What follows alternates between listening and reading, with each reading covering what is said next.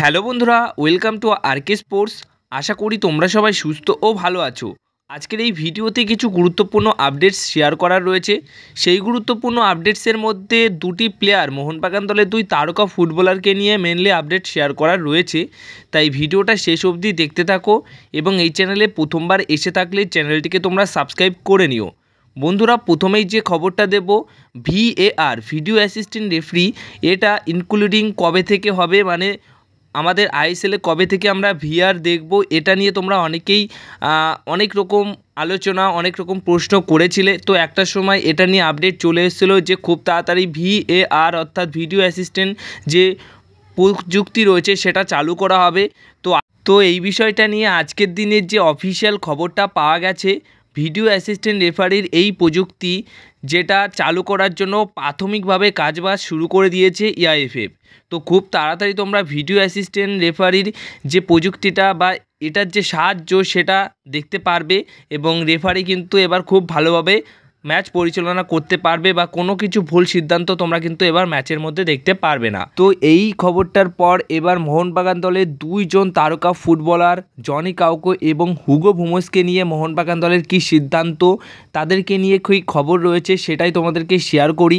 Johnny কাউকোর বিষয়টা নিয়ে তোমরা অনেকেই জানতে চেয়েছো, তিনি কি আবার মোহনবাগান দলে ফিরতে পারেন?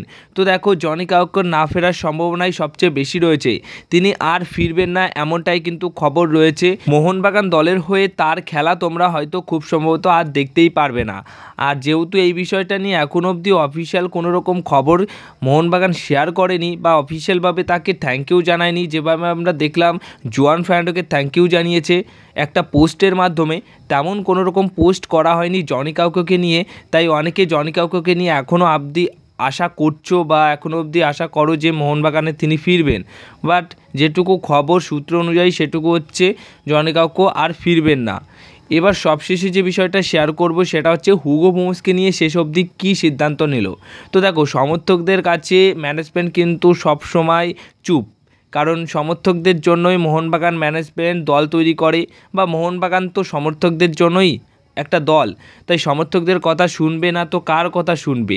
তোমাদের একদিন আগের একটি ভিডিওতে বলেছিলাম যে কিপ হুগো হ্যাশট্যাগ, এই ট্রেন্ডটা তোমরা তৈরি করো যাতে করে ম্যানেজমেন্টের চোখে পড়ুক হুগো বুমোসকে সমর্থকরা কতটা চায়, আর সেটা তোমরা ঠিকভাবেই করে দেখাতে পেরেছো, যার কারণে ম্যানেজমেন্টের কিন্তু এখন অন্যরকম চিন্তাভাবনা এসছে হুগো বুমোসকে নিয়ে। হুগো বুমোসকে মোহনবাগান দল রেখে দিতে চলেছে এমনটাই সিদ্ধান্ত জানা যাচ্ছে। এবং হুগো বুমোস যেহেতু একটা বড় মাপের প্লেয়ার, তিনি যদি কোনো কিছুতে দায়িত্ব পান তাহলে সেটা ভালো দায়িত্ব পালন করতে পারবে, এটা কম বেশি আমরা সবাই জানি। তাই এই দায়িত্বটাই কিন্তু মোহনবাগান ম্যানেজমেন্ট এবার তাকে দিতে চলেছে।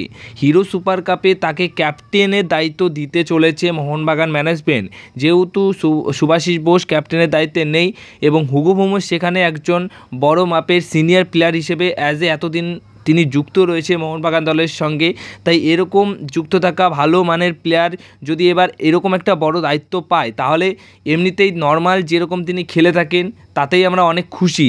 তারপরে যদি ক্যাপ্টেনের দায়িত্বটা তিনি পান, তাহলে তিনি তার মাঝমাঠের যে খেলাটা অর্থাৎ সেই জাদুটা তো আমরা দেখবই, তার পাশাপাশি তিনি কিন্তু প্রত্যেকটা প্লেয়ারকে কন্ট্রোল করতে পারবে, পুরো টিমটাকেই তিনি কিন্তু কন্ট্রোল করতে পারবে অ্যাজ এ ক্যাপ্টেন হিসেবে। তাই সেরকমই দায়িত্ব দেওয়া হচ্ছে এবং আশা করা হচ্ছে যে এই দায়িত্ব পাওয়ার পর হুগো বুমোসকে যেভাবে দেখা যায় তার থেকে অত্যাধুনিকভাবে ভালো পারফরমেন্স করা হুগো বুমোসকে আমরা দেখতে পারবো সুপার কাপে। তো এরকম সিদ্ধান্ত নেওয়া হয়েছে কম বেশি এখন যেটুকু খবর। তাই তোমরা কিন্তু হুগো বুমোসকে এবার সুপার কাপে ক্যাপ্টেনের দায়িত্বে দেখতে পারবে, এইটুকু লাস্ট খবর রয়েছে। আর হুগো বুমোসকে ছাড়ার ব্যাপারে এখন কিন্তু অন্যরকম সিদ্ধান্ত রয়েছে। তো হুগো বুমোসকে আমরা অ্যাজ এ ক্যাপ্টেন হিসেবে দেখতে পারবো সুপার কাপে। তো তোমরা কতটা খুশি বা এই সিদ্ধান্তে তোমাদের কি মতামত সেটা অবশ্যই তোমরা কমেন্ট বক্সে শেয়ার করো তোমাদের মতামতটা। এই ছিল আজকের ইম্পর্টেন্স ভিডিও। যদি এই ভিডিওটা তোমাদের ভালো লেগে থাকে অবশ্যই ভিডিওতে লাইক, শেয়ার, কমেন্ট করো আর চ্যানেলটিকে সাবস্ক্রাইব তোমরা করে রেখো।